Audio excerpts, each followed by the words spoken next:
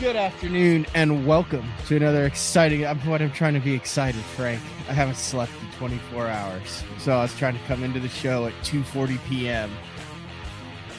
on Thursday with excitement, and you always laugh at me. Well, I'm laughing now because you deserve it. Did I even finish it, or should I just continue on with the show? You go. You do what you got to do, Matt. I'm to with another you. Exciting edition of Day 4 with the man, Frank SCALISH. No, I'm just kidding. This is a good show. This actually is a good show today. We're talking about sometimes the most important. I came up with this. The most important tool in your boat is sometimes the one between your ears. It is the most important tool. If I seem tired, it's because I am. I drove all night from Lake Guntersville yesterday. Can I talk to the listeners for a brief moment, Frank, and then we'll just get that out of the way and move on with the show? Yeah, you need to, man. I'm curious myself. Yeah. So last week, I did a pop-up show, had Scott Martin and Tom Brubaker from Fishing Chaos on, and we're talking about promoting this thing called The Future, which was a online live streaming team series that has some really cool elements, live leaderboards, some of the top influencers and professional anglers like the Nut Brothers and James Watson, Gerald Swindle, Jordan Lee, Justin Lucas, and there was some integrated technology that would allow everybody to have their independent streams on their own channels. So like I promoted, I would be live with Justin Lucas in this event from 12 p.m. to 7 p.m., which is why we didn't have shows Tuesday or Wednesday, and this was going to be Wednesday. So it would be live across the platforms of all the people who had 9 million followers. And that did not happen. Dang, dude. It was... that had to be a technological nightmare. Yes, it ended up being a technological nightmare. So on the back end of a 5-week road trip, I was home for 24 hours, knocked out a couple shows, turned around, drove 1,000 miles to Guntersville, and none of it worked. So I had a lot of messages, a lot of emails from people, from fans of a bunch of different people, but mainly viewers and listeners of the show who watched that I promoted it, stood behind it with the BTL brand, which for 27 years, that's been the most important thing ever since the beginning of this. Mark has said, protect the brand. Actually, we're working on some stuff, Frank, that the listeners have not known about for months and months because we are protecting the BTL brand before we bring it to them as to whether it is something that we want to promote and bring to. See, my phone has not stopped ringing either for the last 12 hours to promote. Anyway, apologies that was not live and did not work on any level. So I think I'll just stop. I think I'll just stop there, and we'll move it with the show. But definitely a challenge on all fronts for this event. So for those who messaged, who emailed, who DM'd about wanting to watch that event, how to watch that event, where to watch that event, you didn't miss anything because it wasn't live. So that's too bad. Yeah.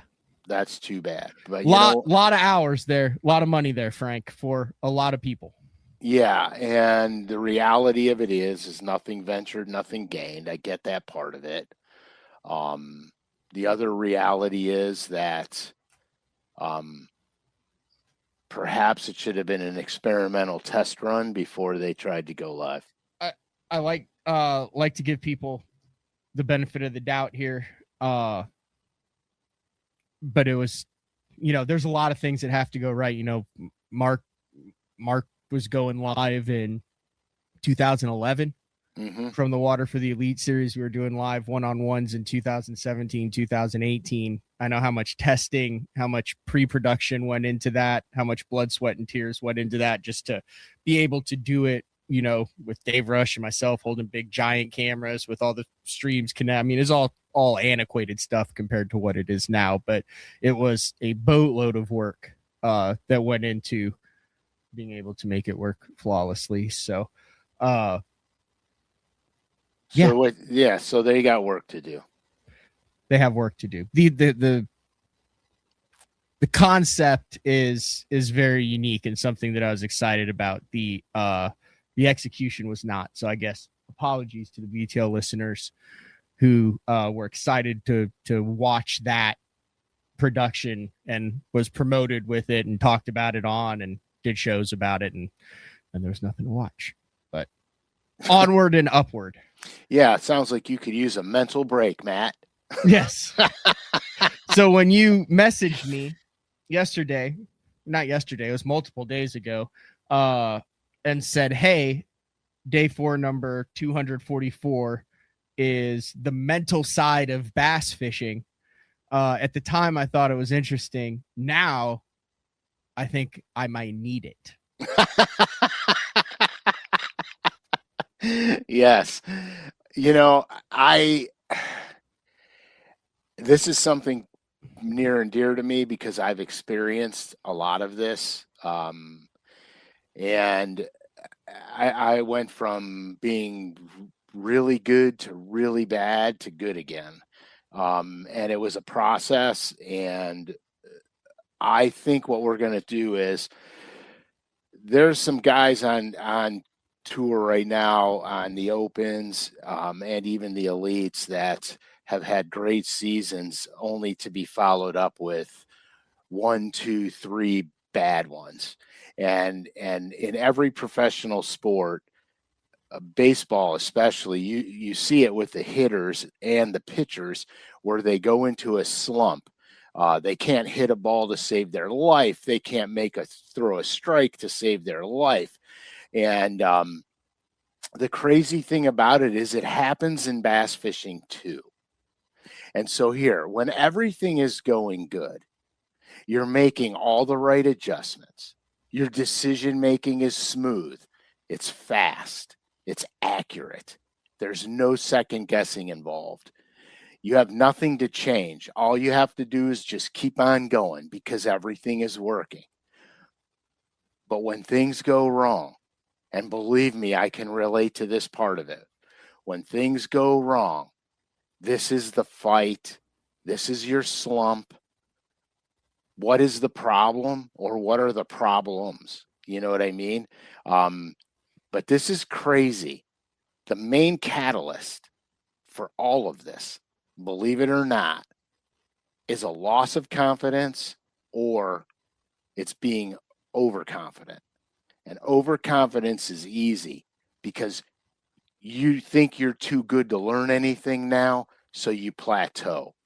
Overconfidence is really not what we're discussing here. We're discussing the slump. Here's what happens. The loss of confidence creates a false playbook in your mind. It creates indecision. Indecision creates second guessing.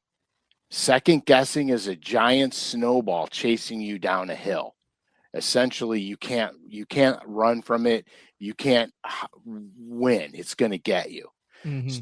So what happens is you have a lack of correct adjustments.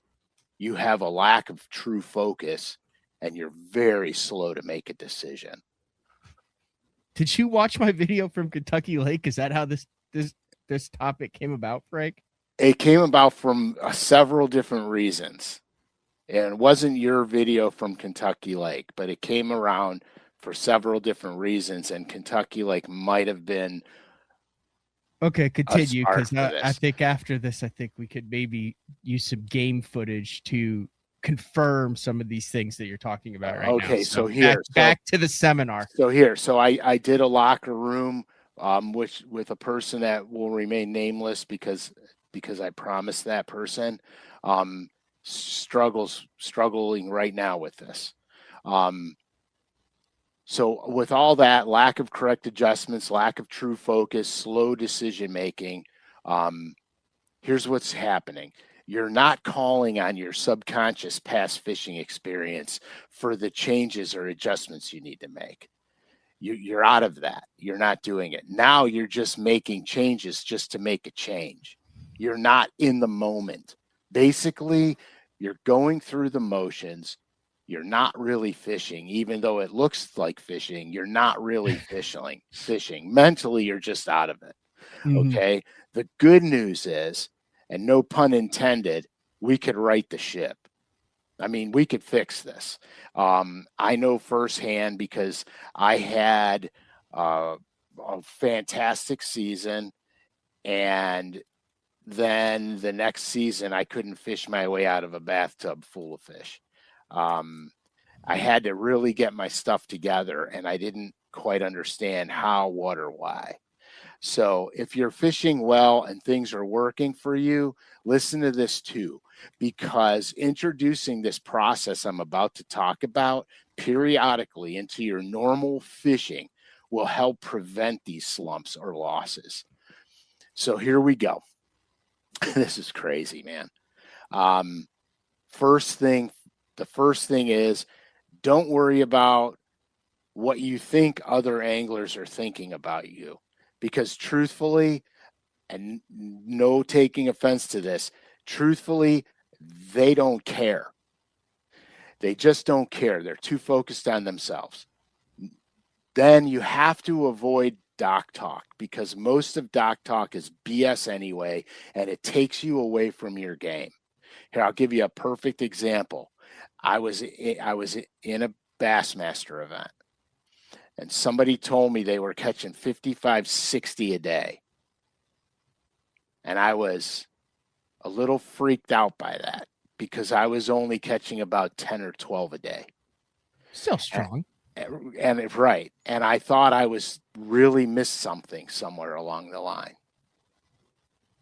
Well, it turns out that I was only catching 10 or 12 a day, but I wound up taking second in the tournament. So I was catching the right 10 and 12 a day.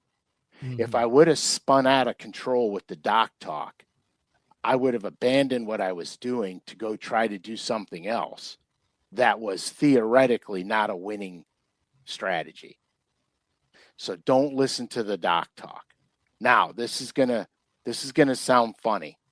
If you're slumping and you're having issues, take a day or two. Go through all your tackle, organize it, clean it, rods, reels, change line, clean your boat, get everything as meticulous as possible, your tow vehicle, everything. This is your first positive win. You could immediately see the results of that action. Everything's organized, everything's clean. You could step away from it, and it's like, ta-da. It's positive. It's fishing, something fishing related that's positive. This is going to start to switch your brain a little bit. Now we got to get out of this funk, right? So now we got to get out of this. So here's what I'm going to tell you, and you're going to think I'm out of my mind. Matt, you're going to agree with me on this one. Go fish for anything but a bass, whether it's for a day, 2 days, 3 days, whatever. Fish for anything but a bass, crappie, walleye, hybrids, catfish. This is no pressure. This is no pressure fishing. Just relax. So what you're saying is, don't take a buddy and say, hey, you want to go blast him? Yeah, pretty much. Just get on the water with no expectation. 100%, dude. Yeah, you're laughing at me, but I'm telling you, the God's I'm honest laughing truth. out of agreement. You have to relax, no pressure, have fun, and remember, you fish because you love it. That's why we do this, because we love to do it. All right. So we're not going to put this unneeded pressure on ourselves. Now, after you chill a little bit and you caught God knows how many crappie, walleye, hybrids, whatever, Then you're going to go bass fishing, but you're just going to go bass fishing with the same frame of mind that you went crappie fishing or whatever with. Go to a lake or a pond that you know for a fact that you will absolutely plaster them, and just go and have fun. It doesn't matter if you lose them. It doesn't matter. None of it matters. Just go out and have a good time. This will get you, this will correct your brain, because it's taking you away from the problem area of it. It's going to correct your brain. You're going to start to think better, think cleaner, think more free. So now we got to get back to the game of actually tournament angling. And this is going to sound dumb, but it's not dumb. So you got to go back to the tournament that you tanked, okay? And what you need to find out is, what exactly did you do wrong in that event? What pattern did you miss? Like when we talked about Grand Lake of the Cherokees, and you talked about how them fish were nosing into them big rocks and big boulders, right? Mm-hmm. That was the thing that you missed. So you knew that. You found out. You went after. You found that out. So now you know where the game plan went wrong. Now the next best thing you can do is forget about the tournament, because it's over. It doesn't mean crap anymore. It's over, because now you got the next one to focus on. So you're going back to the game. You're going back to the next lake. Take a deep breath. Focus on your seasonal patterns. That'll get you in the ballpark. Have a process. You have to have a process of how you're going to break this lake down, but you need to stay flexible, because you have to pay attention to all the details. Because the bass are going to tell you everything you need to know. And so you just got to focus on the first fish you catch, and then the second fish you catch. And there's no force feeding. You can't go there with the preconceived notion that they're going to eat this and throw it for 2 days and not catch them. You have to stay open and free, and the bass will let you know everything. And never, never, never stop learning on the water, because it's the learning part of it that keeps us engaged. It's the catching of the fish that imprints what we just learned into our brain. That's where your subconscious recall comes into play. That's when you make decisions without even having to think about making one. You just make it. And remember, you got to have fun, because we love this sport. That is the whole key. That is it. I mean, that is it. As simple as it is, we can go off on a bazillion tangents. Now, you said, how long did it take you to learn this philosophy, Frank? I'm going to say a tournament career. Now, out of everything that you've said, there's one thing that I would sometimes do a 180 on. Is you said go to a lake that you know you're going to plaster them on. I would say there's two options there. Either go to a lake you know you're going to plaster them on, or go to a lake that you've never been to, but that you know they live in. Right. Like we all have that lake where it's like, I don't know why I've never been there, or I've heard about that, but I've never been there. I feel like that could also be just as valuable as a lake that you know that they live in. Like, go explore that lake you've always wanted to, but never have. Because I think regardless of where you are, there's a pond, river, stream, lake, something. It might be 30 minutes outside your normal driving area. It might be, I can't believe I've never been there, but I think that can accomplish the same thing as what you were talking about. I agree with you, but first you got to get yourself out of the funk. By setting the hook. Right, because if you go to the lake and you do struggle, that reinforces the negative confidence. Right. So what you're trying to do is you're trying to click your brain back into fishing again. Just fishing, and letting those subconscious experiences come back normally and naturally. So I wouldn't tell you not to go to a new lake, because to me, a new lake is the most fun and the biggest challenge. Mm-hmm. However, this is how to break a slump. And so the worst thing you could do is put yourself in a position to reinforce a slump. And so where this was all to break that thought process. We're breaking that thought process. After you break the thought process, go to a new lake. You'll figure it out faster than you could imagine because you're back in sync. Everything is flowing again. So I don't disagree with you though, Matt, on that 100%. I don't disagree with you. New bodies of water are fun. They're exciting. They're invigorating. You want to look at some game tape that can, whoa. You better have the right game tape on. Yeah. Do you want to look at some, I clicked it and it went full screen. And then also the ironic thing is the game tape we're actually about to look at, I'm wearing the exact same sweatshirt and hat. Also what I just noticed. That reaffirms what you just said. Yeah, and explain it too. Okay, so right now in the opens, I feel like I'm fishing incredibly well, but my results are individual to me. First out of the money at Grand, 60th at Kentucky Lake, but I'm enjoying it. The opens, I'm not, but I'm recording them again for the first time. And I have a mic on 24/7 that I don't realize. So I'm talking when the camera's not going and I'm totally forgetting that I'm actually on camera. And it's fascinating the self-talk that as I go back and am editing the footage, I'm like, holy cow, I did not realize that I talked to myself this much, or I made a couple moves at Kentucky Lake that I didn't realize how I got to that move. But then as I'm going through the footage, it's what's going on subconsciously in my brain that's led it. So the first thing there is like not caring what people think. Like I started on a spot I'd never fished before because my buddy Kevin Ledoux, who was in the tournament, I was like, had a bad practice and stuff. Mm-hmm. And he was like, well, I got 2 spots. If you want, you can start on one of them. I'm probably not going to be there till like 10 or 11. He's like, I think you can catch a couple fish on it. And normally, because I haven't caught him that good the last couple years, I'd been like, no, I have to get to, and I was like, yeah, screw it. Why not? I'll start on it. I'll figure it out.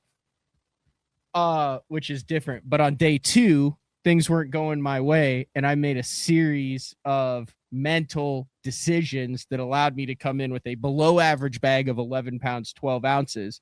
But considering where I was an hour before check-in was a big fat W, Frank, because I had 4 for 9 pounds with an hour and a half left and ended up coming in with almost 12.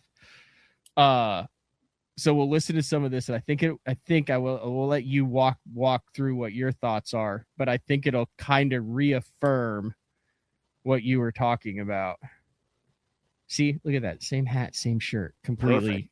I mean, these are a different hat and shirt, but they're the same hat and shirt, if that makes sense. I'm just like you. I'm a man of a very limited wardrobe. We know what we like, and we tend to wear it on a repetitive basis. That's so true. I'm a bad person of habit. We're going to have to run. Okay.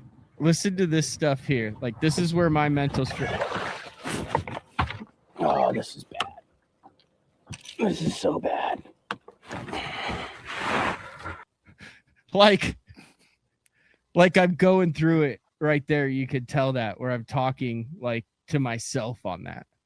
Right. And so what you said to yourself 3 times was, this is bad. This is so bad. Yeah. Okay. Where if the question would have come into your head going, what are these fish doing? Where can I find them? Then you're going to feed yourself different information. Okay. So I'm going to go right back to it. So this is right after that, and watch this. All right, we're in worst case scenario. We have 4 for 9 something. We got an hour left. 12:50. We got a little over an hour left to fish. We're just in catch a 15-incher zone, so we're gonna hit this marina. I just was right next to where we were fishing, and I kept looking over. So trust your instinct. So literally I looked over and I've said, trust your instinct. And it was like, okay, I've got places 30 miles from here where I've caught them on marinas that are in similar parts of the lake where they're going after post spawn, where you might have some release fish there. And for a while I was out on an area, and I mean, I was forcing it. And I just looked there and was like, I mean, I didn't have anything, dude. Like, I was on the verge of 120th place, 130th place finish. And I went, I need to go fish that. Yeah. Which is exactly what you're talking about. 100%. Trusting your instinct, the decisions. And I literally said it in the video, trust your instinct. So you could tell here, I'm really going through it. I showed this to Dave Rush the other day too. I'm really going through it. Like when I start rubbing my forehead and the hat comes up. Now this is, look, I'm like, oh, this is not good. This is horrible. This is not good. What's going on? And then I just go to reel my stuff in, and there's my limit fish.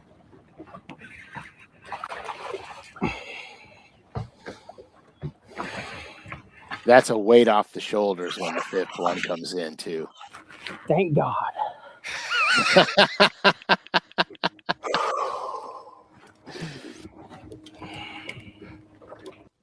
But that's exactly what you were talking about, like in the show earlier there, just as far as like making decisions that seem to like are easy and that flow. Right. The because mental side of it. Right. Because here, look, the reality of it is you've done that 1,000 times. It's burned in your brain. When your brain tells you, man, there's a marina right there, and I think I can get my limit there, you got to go there. You know what I mean? But if you would have went, oh, there's a marina right there, but I got another one 30 miles away, and you pick up and you run 30 miles, you just here's what yourself fishing time. Isn't in the show. I said, oh, we need to run. So I ran 10 miles towards that marina that was 30 miles away. And literally in the middle of the lake, I sat down and I said, this is dumb. I said, I'm on Kentucky Lake. I said, if I cannot figure out how to catch 2 15-inchers in the next hour and 10 minutes between the 30 miles of where I am now and where I'm going to, I said, I do not deserve to catch a limit. And I confidently turned around and went back right to where I had been, because I had found myself mentally starting to get out of it, and making that decisive decision put me right back in the moment, and it paid off. Yeah, exactly. Because you listen to your subconscious. You didn't force a decision that was probably would have been a very big mistake. Like I said, did you want to try ledge fishing even though it would be crowded? It wasn't crowded on the ledges. There's no one on the ledges, and I idled them for 2.5 days because that was what I was supposed to be doing and was frustrated. And I know the guys I was staying with experienced the same thing. And I reverted to my strengths back in the day: BMR squared, Bridgers Marina, riprap, and ramps. Yeah, I mean, that's your process. Remember, I said have a process. Mm-hmm. That's your process. That's how you that's how you turn things around. That's how you right the ship. But it was interesting because what you talked about in the first 15 minutes of the show is 100% encapsulated in that brief moment right there. Yeah, but because it's a fact. We have, as anglers, we have so much knowledge that we've accrued over the course of the years, and so many experiences on so many different bodies of water, that if you're free enough to let yourself think without making yourself think, the right answers come in your head because it recalls on all your experiences.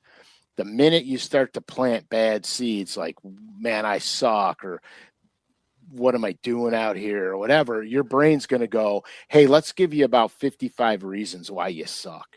Yeah, and that's whether you're fun fishing, whether you're trophy bass fishing, or whether you're tournament fishing at any level. Correct. And so you have to be 55. Only 55, Frank. You're golden. Your mental game is strong. If you've only got 55 reasons going on in your but it's true. This is real life too. This stuff happens in everyday life too. You got to be careful. Your brain's a good tool, but it only recalls what you ask it to recall. And so if you ask bad questions, you get bad answers. And so you can't, you have to be careful of what you're saying on the water to yourself. Ask questions like, okay, I know these fish should be doing this. Or in my experience, when I've had this post-spawn early summer funk going on, this is what I go back to. Just like you, Matt, riprap marinas, whatever your squared, Burgess Marina riprap and ramps. Right. High percentage areas on any body of water that you can break down 80% of the water, and then know that you're in a 20% that on most man-made bodies of water, you're around keeper fish. Correct. And so that's what happens. And that's how you break the cycle, and you get back into fishing game. Like I have my favorite stuff too. And when my favorite stuff doesn't work out, I don't throw my hands up in the air and go, oh my God. I go, they're not here, so clearly they got to be over there. And then I go make the move. And that's what it is.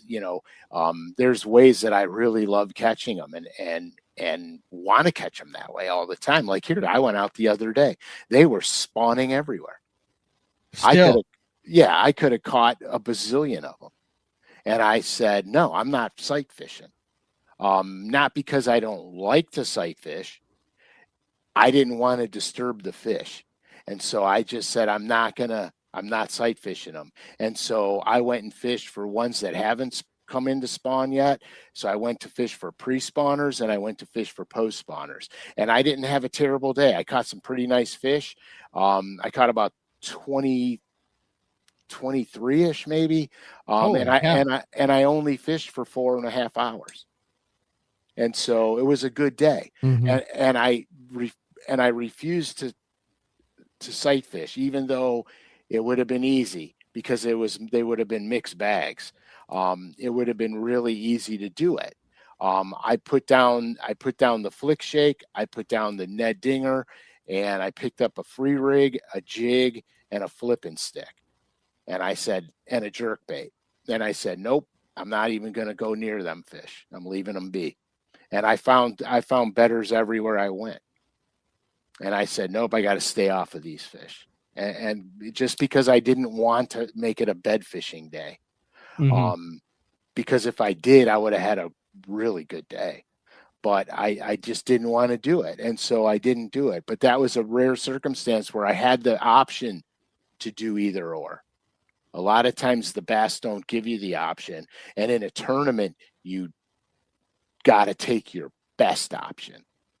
And if it was tournament day, I'd have been sight fishing them, because that would have been the best option in the tournament to do in the tournament. But I was out fun fishing, so I got a solid opportunity to choose.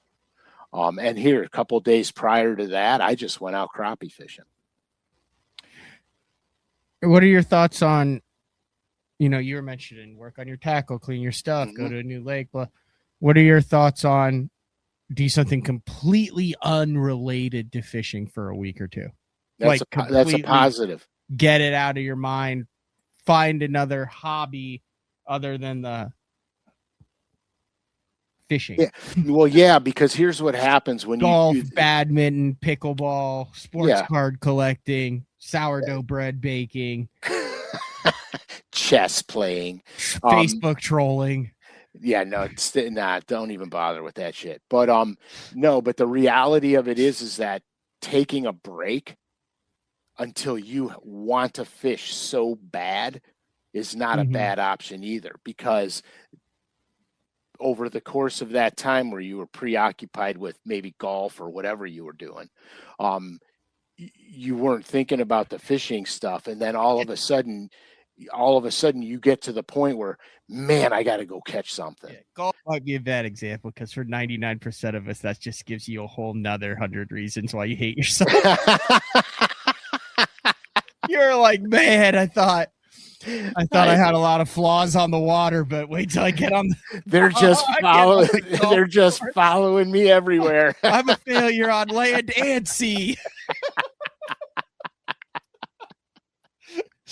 Oh God, that is so good. That's so funny. Oh, this has followed me to dry land. Yeah, it's following down. me everywhere. I can't shake it. No, but sometimes it is good. Like I put up a couple of really terrible events back to back, and then we had a break in between, and I didn't fish at all during that break. I said, there ain't no way. All I did was clean the boat, get all my tackle organized, and I didn't fish at all. And by the time I got to the next lake, I was so jonesing to go fish, everything started to flow again. Because I just wanted to fish so bad. So that's not a terrible idea. But lately what I found is I fish for other species to get out of my funk. Yeah. Because it doesn't matter. It's just fun to catch fish, and I want to keep fishing fun in my world, because for so long it was a job, and I don't want. And that's what we do on the show every Thursday. Yeah. And that's why so many people enjoy watching it, listening to it, is because you do such a great job of keeping fishing fun and fresh and giving people new perspectives of how to look at it. Yeah, it has to be, and the learning part of it is the most enjoyable part for me, is learning new stuff.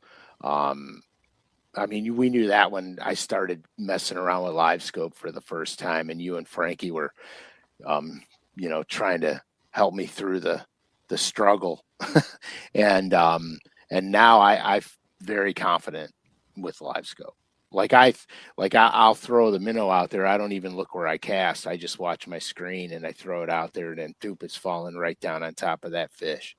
And where before I'd have to focus on a million different things at one time to try and figure all of it out. I'll tell you what I'm going to do next. I'm going scoping for walleyes next week. Oof, that'll be fun. Yeah, I found a school the other day that I could have easily scoped, and I only had 2 bass in the boat, and that wasn't my mission. So I said, no, I can't bail on the bass because then I don't want to put myself in that funk where I'm questioning my bass fishing.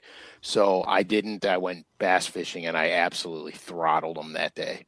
And I'm so glad that I didn't go chasing walleye, because I had a really good day, and it was important. Do you know what I've always wanted to do this time of the year that I've never done, that I think would be like the most fun, relaxing thing, is like when I was at Table Rock. So that would have been like early May at Kentucky Lake this time of the year.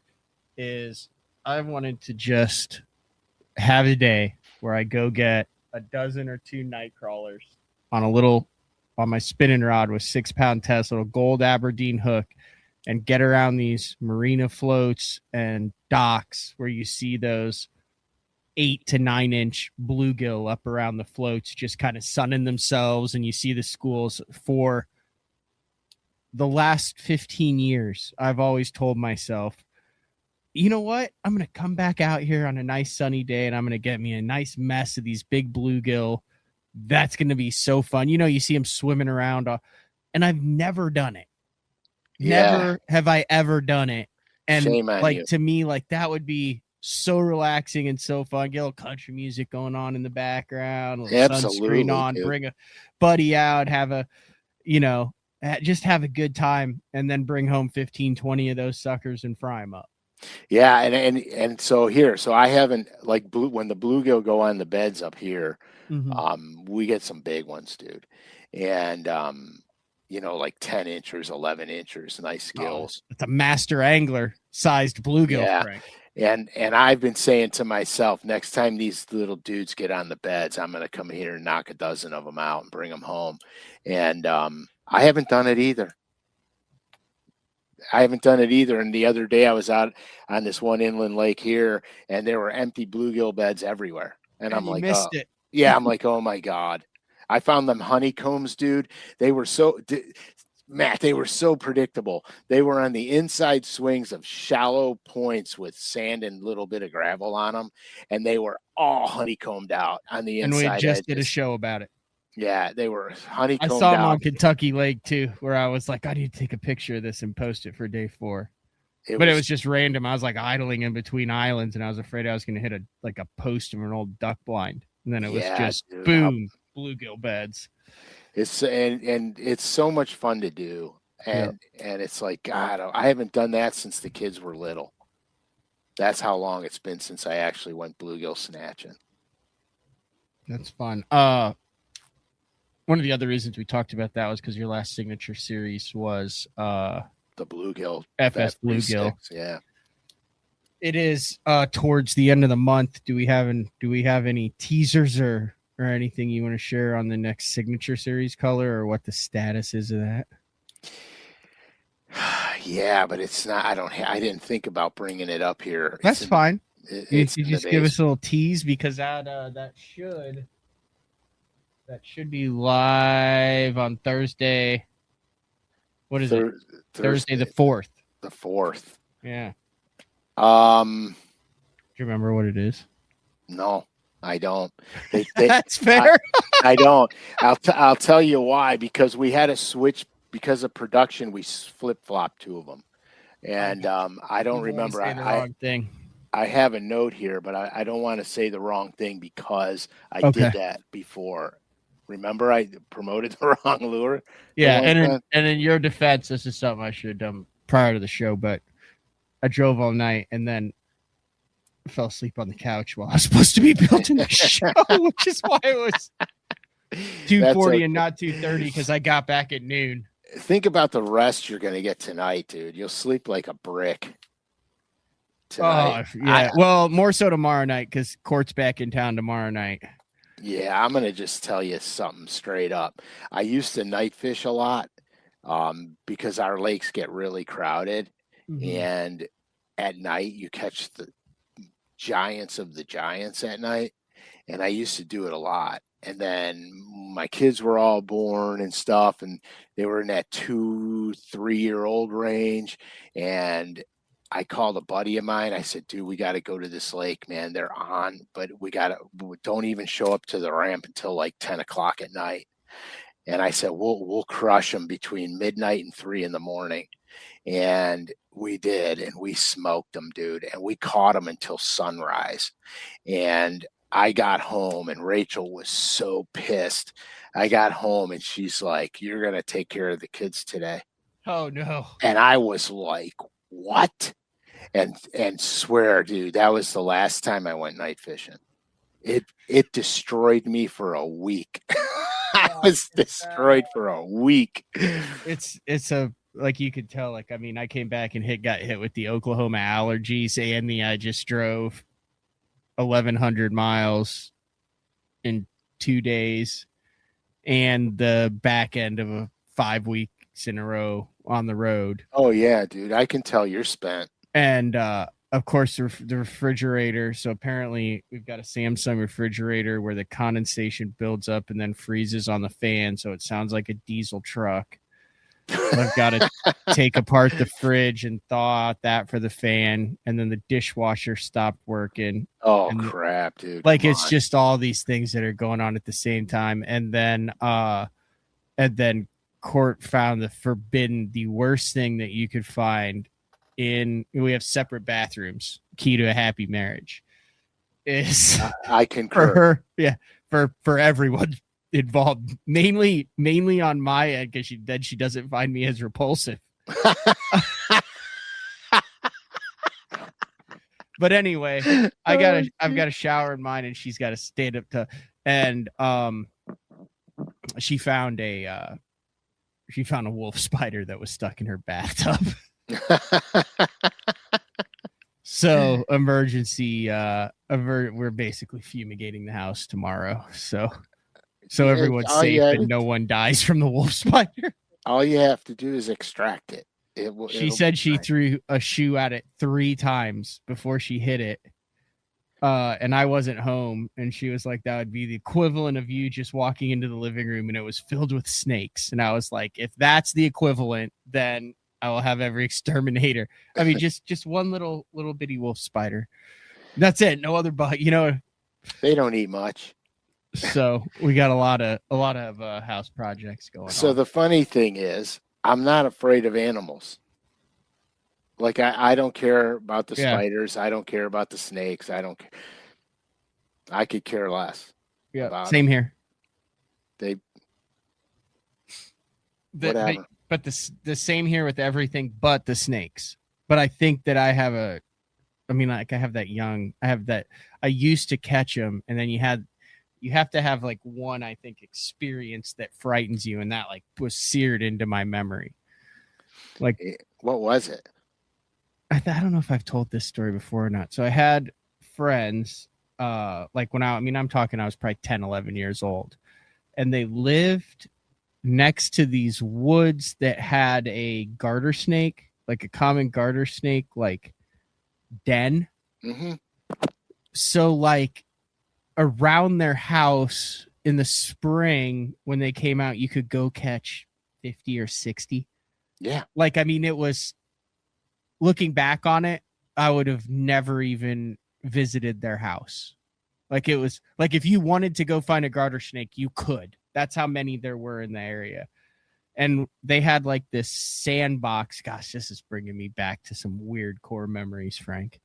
They had this like sandbox that their dad had built, but the edges were like plywood for the sandbox. So they came up like a foot, like tall enough to where the common garter snake couldn't climb out. And we would play snake wrangler. We would go round up these garter snakes and then put them all in the sandbox. And then, God, this just gives me the creep. We basically create a snake pit. Perfect. I remember though, one time, this is what seared into my memory. They were garter snakes, right? So they would secrete that nasty smell. But and one time I had one coil up and strike and get stuck in my arm. And they got little tiny teeth. It was the first time that I had gotten bit. It was the first time that one had been aggressive towards me, and it just scared the hell out of me.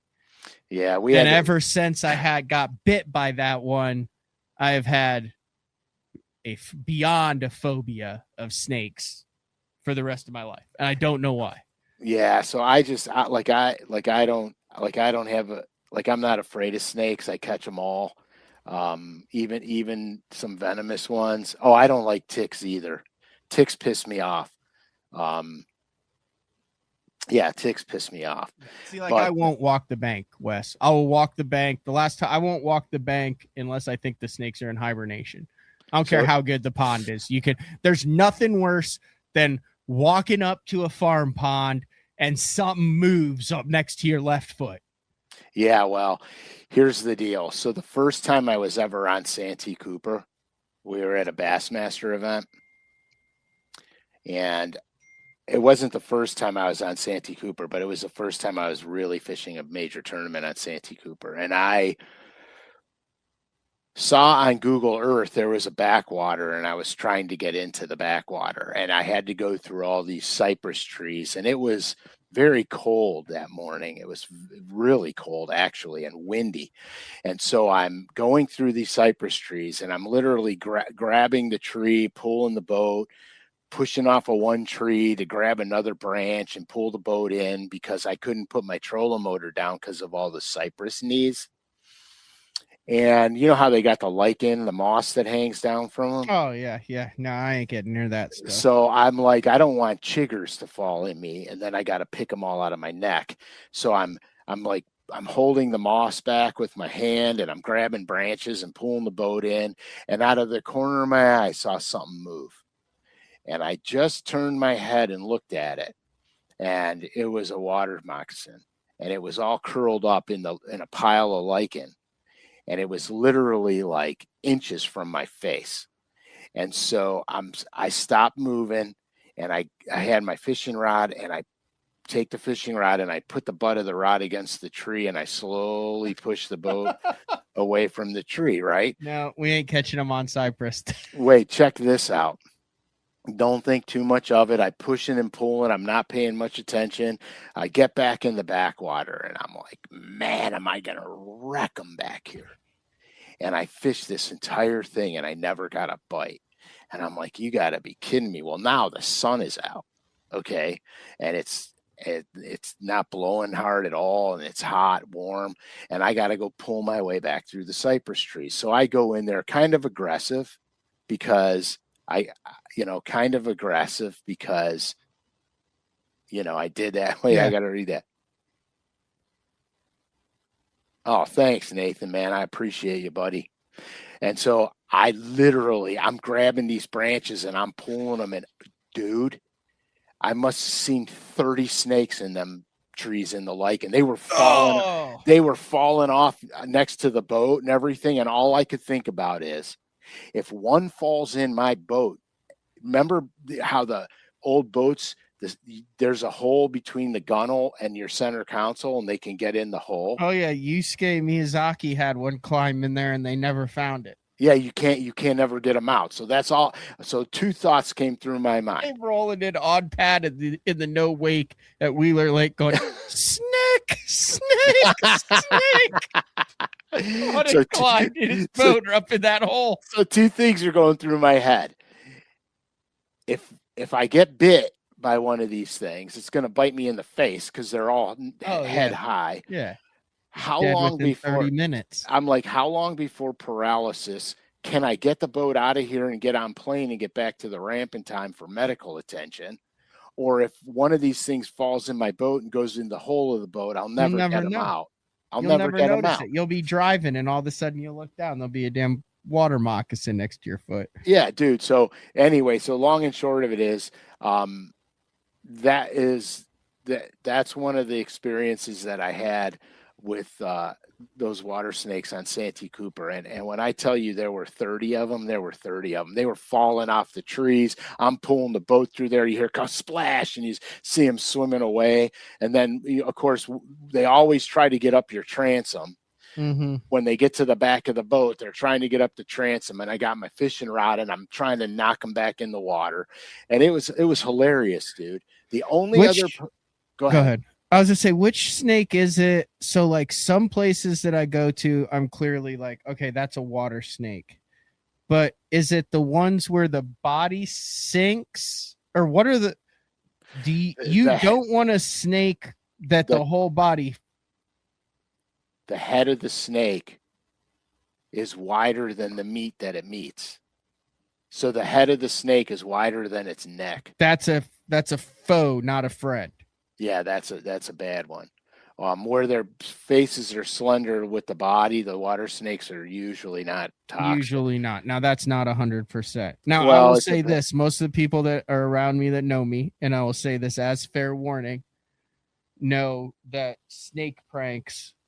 Fair warning, if that is ever attempted on me, I will immediately try to break whoever's face is involved and the closest to me if there's a snake prank involved, and I will attack with reckless vengeance. Good thing you weren't with me the other day.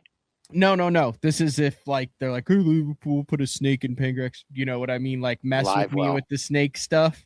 Yeah. Like I have given fair warning that I will immediately retaliate with a combination of rage and fear, the likes of which have never been seen before. So fair warning. I just wanted to put that out there in the to know. Ethos. That's good to know. I guess I'm going to leave the rubber snake at home next time instead of putting it in your live well. Have you seen that one on the golf course where they have the clip on with the fishing line? So the rubber snake is attached to fishing line by the head, and then they have one of those clip-ons, and right before the guy tees off, the guy just slowly walks behind him and clips it on his t-shirt or his shirt or belt, and then one of the other guys yells snake, and then the guy teeing off jumps, looks back, sees this snake there, and then no matter what he does, it follows him around. You haven't seen that? That's so funny. The only other place per square foot that I think I've seen more snakes is the Red River. Yes, I would 100% agree with you there. And some of them were gorgeous, man. Like, I mean, beautiful snakes. Some of the water snakes I saw the other day were nice looking. And I saw one that almost looked exactly like a corn snake. He was trying to get in my transom, and I was going to grab him and pick him up and look at him. It was gorgeous, man. But I just let him be. You haven't seen any of these? No, dude. Okay. I don't scroll the internet like that. I could care less about all that. It's made me a happier guy. I know. Listen to this. This is probably hilarious. So there's the rubber snake is attached.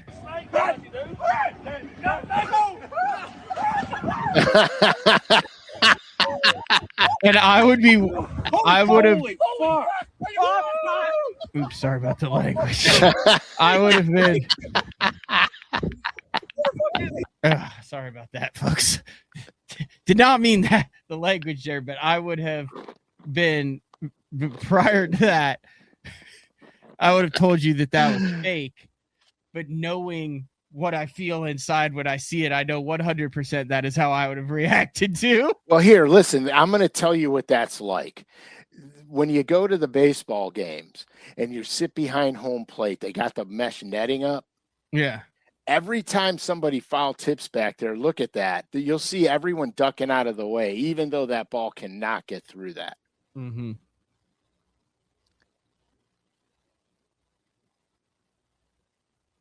That's a good one. That guy's going to get clubbed in the head on his backswing. Mm-hmm.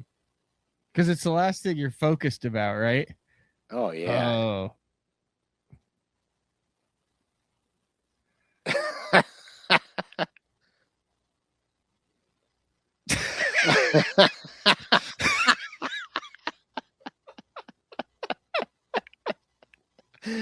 Oh, those are so funny, man.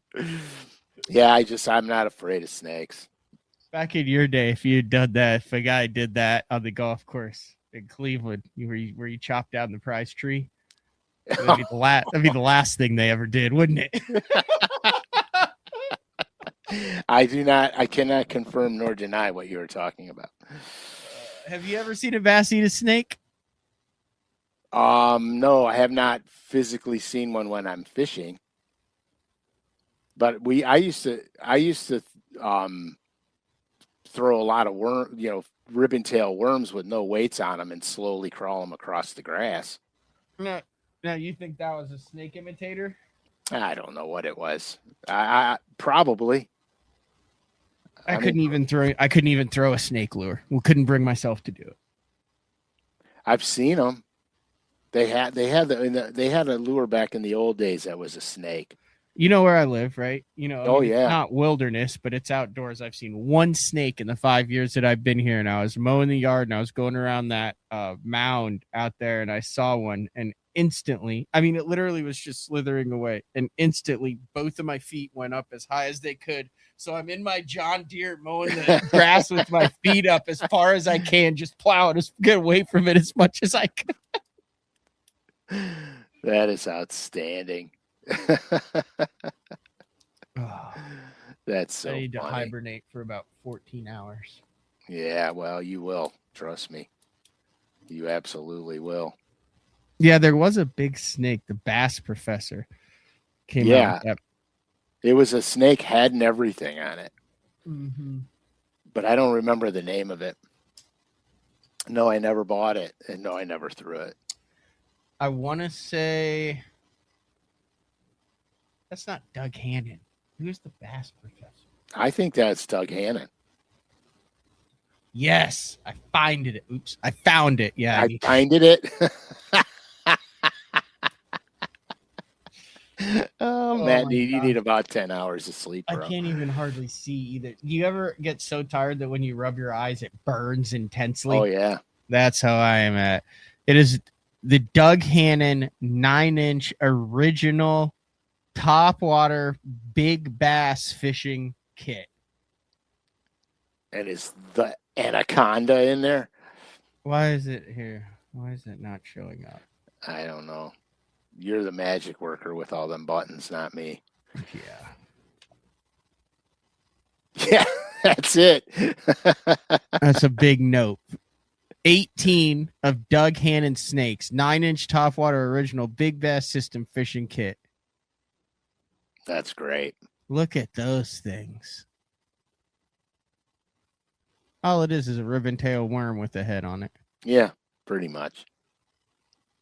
Doug Hannon. That's outstanding. You should revive that. Make it look like a mix between. Well, I mean, I guess they had the dancing eel. Yeah, You which could was say- supposed to be a tadpole. I know, but you could also say, like, based on how you could say that maybe looked like a snake a little bit. A real tiny one, little baby snake. Just remember, most snakes can only strike up to half their body length. Perfect. This is even more true. I'm not afraid of snakes, but he is afraid of surprise snakes. Well, the surprise snake. The surprise snake, it will surprise anyone. Yeah, I had a friend of mine. He was poking around the banks of Florida, fishing around one of the Florida lakes, and he sends me a picture. He goes, "Hey, dude, is this a python?" And I look at it and I send him a picture. I said, "No, that's a copperhead. Do not touch it." I said, "Do not touch that snake." Oh my gosh, have you seen the Savage Gear one? No. I don't know if you want to. One of them was an articulated hard body snake. Oh yeah, look at that, dude. That's what they call a nope rope. Oh yeah, man. That's good. All right. Yeah, it says that you're supposed to use that on a treble hook. Yeah, if that's the next trend outside of the urchin style baits, that's where I've moved to crappie full time. Yeah, I gotta take another crappie day, and I'm gonna take a walleye day. I think I gotta go catch some of them easy walleye to catch. Dude, I need a walleye day. Go out and plaster them. There's a couple lakes around here that I think we can, but there's something about a northern walleye, and you're right up there in that northern neck of the woods. You're just far north enough, even though it's industrial, that it feels like walleye country. Oh, it's walleye. There's a country. difference between a 95-degree Oklahoma saw guy and a 75-degree big water Ohio walleye. Yeah, Just say that. Well, we got them in almost all our inland lakes too. Yeah. So I can pretty much catch a lot of walleye if I want to, but I don't. I just take a few days a year to go do it just to get some walleye in the freezer. I take Rachel now because I could troll with my trolling motor. Have her troll a bandit or a rogue? I have her troll. You're gonna laugh, dude. Bandit 300s and Norman deep little ends. Yeah. That's what I catch most of mine on. I don't even monkey around with all that other crap. When was the last time you trolled a crawler harness with a spinner on it, and then the leader with the I make behind and just bump it with the Lindy rig? Yeah, I make my own. When was the last time you did that? 4 years ago. There's something soothing about that motor. Just I use my electric trolling motor to troll. You do? Yeah. When you walleye are carnivorous machines, and when you think walleye fishing gets tough, you just throw a crawler harness down there, and it doesn't get so tough. Mm-hmm. Now, the one thing that I've never thought, we used to have a guy on here, like I said, who talked about topwater fishing for walleye was in the fall on the Mississippi River when they rescheduled the St. Jude. Bartuzek had about a 4.5, 5 pound walleye absolutely delete a spook. Yeah, the only time I ever caught him on topwaters was at Oneida, and it was a pattern, and I was plastered him, man. In fact, I had an outdoor writer with me from Mayfly hatch, or no, I had an outdoor writer with me from I want to say he was from Wisconsin, and we were doing a smallmouth thing, and I ran him up to this shallow rock pile, and I threw that Super Spook Junior up there and one snaked after it, boiled on it, and missed it.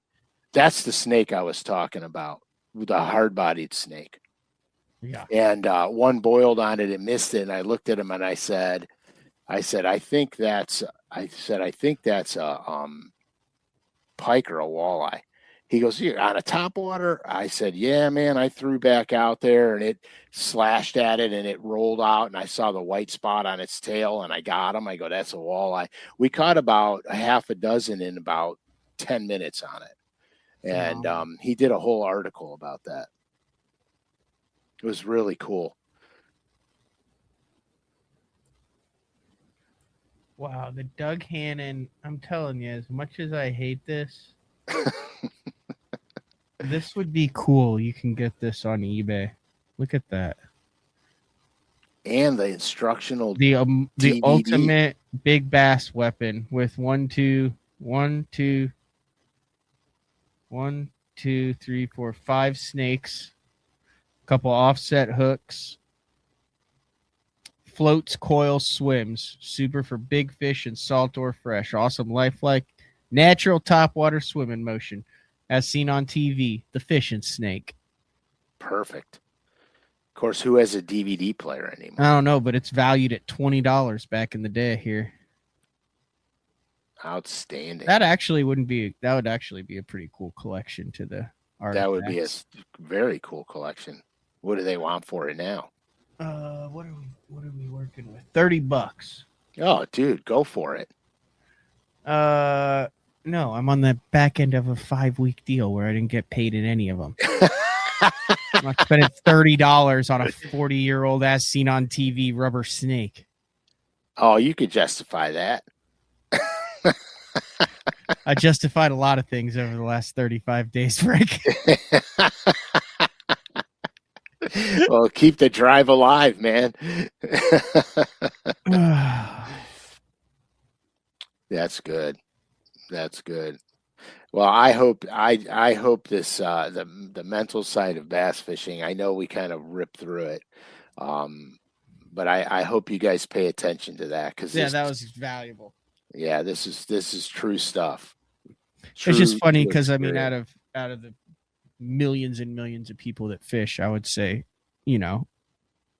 okay, it'd be like bowling for us. Like if you're like, if we were doing the mental side of, like, in order for you to understand this, like, we've got a very educated listener base. Oh yeah. Like someone's going to watch this show and be like, the mental side of bowling, because we're talking about, you go once a year when it's freaking disco night lights and you break out the Bill Bottoms and the low cut shirt and Uncle Frank's out there. Beer night. Yeah. But then there's a whole nother world where, like, you say bowling and it's a high stress professional world. Oh yeah, dude. Same thing in fishing.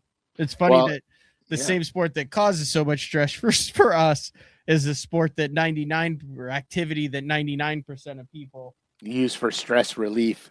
Correct. Yes. That's the beauty of our sport. It can be enjoyed at any level you want to take it. Here's one for $10. See, now you're a wise shopper.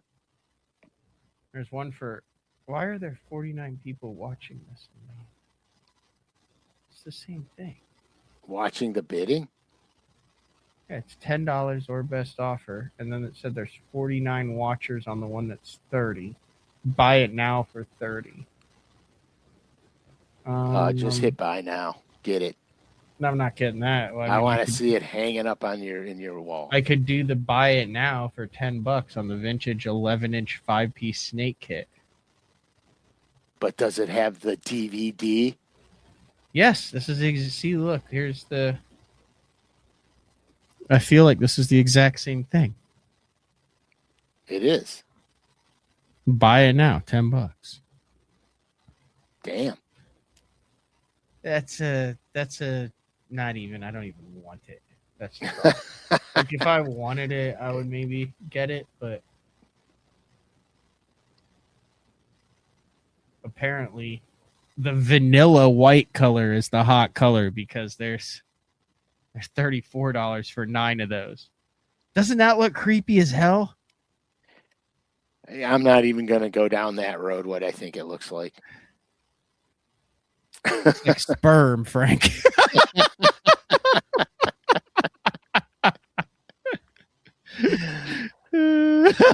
I know what I know what those things do.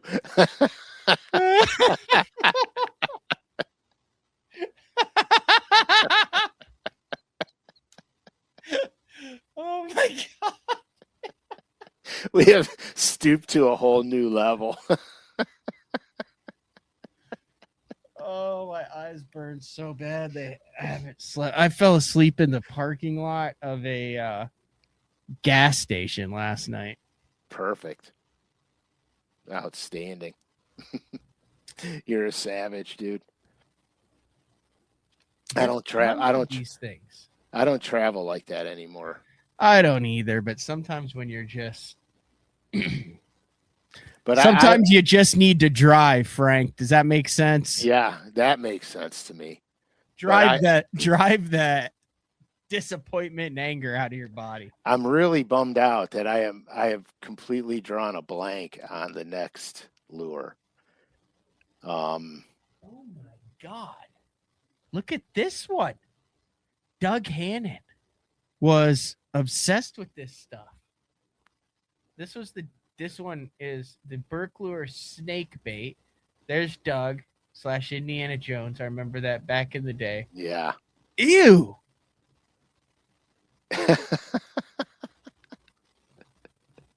So that's clearly the line ties to the hook. The line goes through the snake head and then ties to the hook. Yeah. That's great. That gives you options, man. That gives you fishable options. Look at this one. Oh, that's an oldie, isn't it? I have no idea. It's either an oldie or a... All right, so they call it a baby garter snake, but garter snakes do not have vertical striations on them. They run parallel to the snake, so... You nerd. Yeah, so that guy's wrong. That guy's wrong. He's just wrong. It's not a garter snake, okay? I'm calling him out. He is just flat out wrong. We're going to wrap it up. Are we going to be good to go live next Thursday, 8:30 a.m. Central Time, a full week of BTLs, Monday through Thursday, back in the regular schedule? Yeah, man, rotation. And I think the bait that's going to break might just be on a Norman Deep Little End. That's one of your top 3 favorite crankbaits of all time, Uncle Frank. Yeah, it might be. Because I have one coming out, and it's a very infectious bait. Ooh. Dang it. I wish I was somewhat conscious because I would have had the music going and that would have been an awesome cliffhanger. Should I do it again? Yeah, do it again. I think it might be coming out on a Norman Deep Little End. Oh, that's one of your top 3 favorite crankbaits, isn't it, Frank? Yeah, let's just say it might be an infectious bait. Oh. Blue, perhaps? This has been another edition of Day 4 with the man, Frank SCALISH. Next Thursday, 8:30 a.m. Mac, get some sleep. I will. I'm going to work on my mental side of bass fishing. We'll talk to everyone later. See ya. Bye.